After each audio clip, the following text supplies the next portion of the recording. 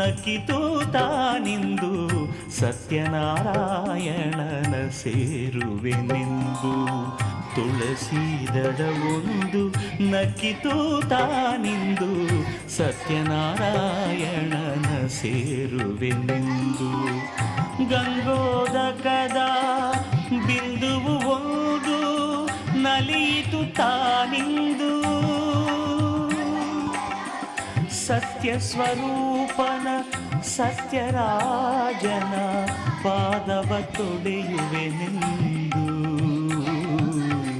ತುಳಸಿದಳವೊಂದು ನಕ್ಕಿತು ತಾನಿಂದು ಸತ್ಯನಾರಾಯಣನ ಸೇರುವೆನೆಂದು. ಸತ್ಯನಾರಾಯಣನ ಸೇರುವೆನೆಂದು.